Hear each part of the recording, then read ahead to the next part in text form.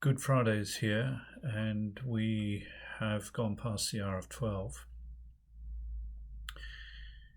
We sit in contemplation of what that means for us as Christ is crucified on the cross. We think supremely of all the agony and everything that has gone before, and of this time as Christ being upon the cross. But just let's take our minds back a little bit, just to the moment when Christ receives what is actually the beam of the cross before his long walk and journey to the hill where he is eventually crucified. Just think of him carrying that beam, just the roughness, the non-planed pieces, something that he would have been familiar with as a child and growing up as a carpenter. And yet this beam of solidity, probably no more than 5 foot or maybe slightly more, something which was not plain but rough and splintered. And I'm sure that as Christ took that beam upon his shoulders, he probably thought about the tree from which it came, the seedling from which it grew, all of those things which made this piece of wood the piece of wood which he was carrying. It could have been anything, and it could have been made into anything from the base of a table into something beautiful, but now was but part of the grim reality of his coming death. And as he took the beam and started on his long walk and shouldered the weight, which would probably have been in the region something like a bag of cement or slightly higher, he would have faced the crowds who initially welcomed him, but now have departed from that welcome and now blame him, that now actually vilify him as he moves towards the hill where he's eventually crucified. Nobody would look him in the face, nobody would reach out to him. A journey of probably about half a mile or so, carrying quite a heavy load, even though he had been whipped, scourged, he was bloody, he had been beaten.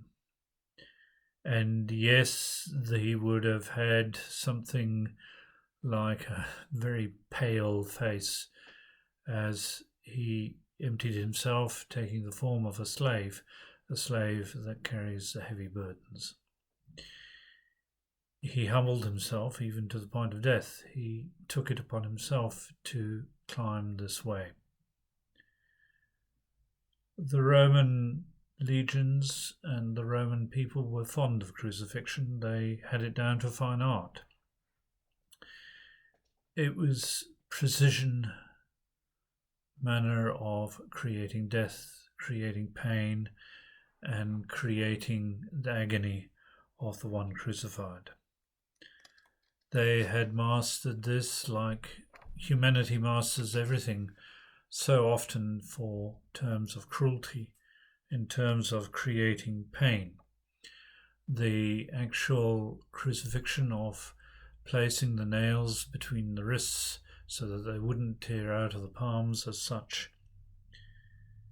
And then as the body is suspended, it slumps down to relieve itself, but the Romans had pinned the feet in such a way that doing that would bring weight down, and so you'd lift yourself up again.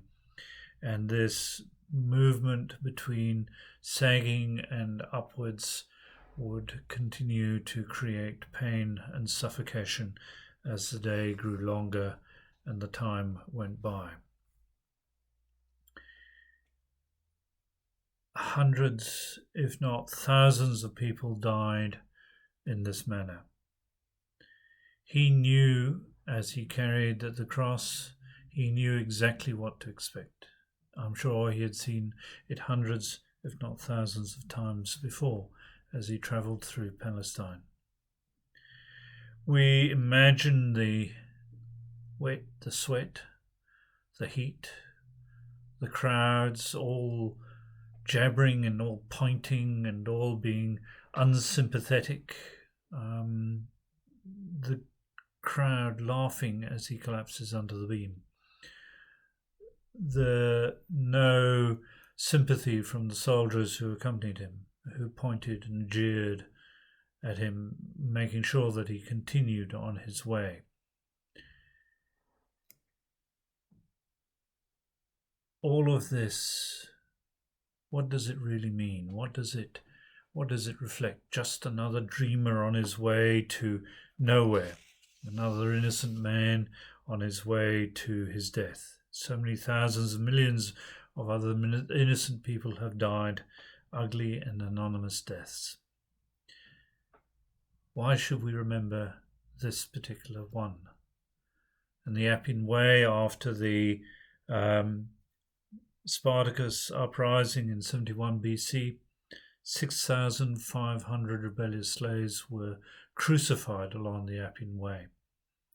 None of them we remember today.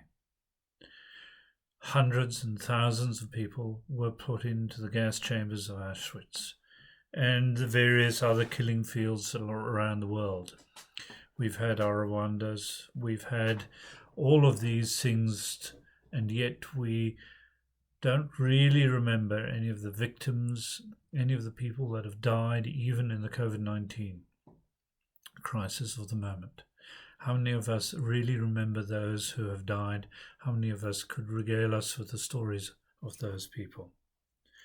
But it is the carpenter's son from Nazareth that creates for us an image which is more than anything. It is why we're here. The death on the cross is not just a man, but God contained within man and his suffering. His dying, not just one more notch carved in an endless torment of human misery, but God sharing it. God involved in the world he made, stretched out on his fearful piece of wood. He's face to face with our barbarity. He carries the cross and treads the path of suffering, step by painful step. He carries the bitter woundedness of everyone that has been trapped and convicted by the foul depravity of humanity. He can taste its breath. A light flickering with him in him that will not be snuffed out, he also carries with him. Not when the soldiers mock him, not when he is stripped and beaten, not when they drive in the nails, nor when he hangs there ridiculed, forsaken, defeated. He carries half a cross, that half which is God's determination to plumb the depths of that dark river which is the human heart. But the other half is entirely something else. He is reaching into the bloody mess in order to redeem it. He carries, along with half the cross, he carries the purposes of God, and they will be shaped into a cross. And so as we gather and reflect on the crucifixion this day, let us just hold a piece of wood, hold the burdens that come with that piece of wood. Describe for ourselves the heaviest burdens that we carry in comparison to the burdens that Christ carried. And as we think about that, we also think about what is our greatest pain and how does that compare with the pain which Christ suffered on the cross? And is that really all that there is to it? And then at the end of the day, what does it really mean to say the cross is a thing of beauty? What does it mean for us as Christian people to recognize the beauty of the cross even in the torturous symbol that it became during Roman times. Here is a piece of simple wood that has been created by God, that has been shaped into a beam, but is now part of our cruelty. It is part of our way of creating pain in others, and it's something that we are very capable of doing. And when it comes to others, we also need to see the beauty in the cross, the reconciliation that's there, the love that is there, and the feelings that we have and can attach to each and every one of the other, no matter what pain we feel, but also the pain they feel. And so I commend Good Friday to you as we think and reflect on the pain that Christ suffered on the way to the cross and in the crucifixion. God bless.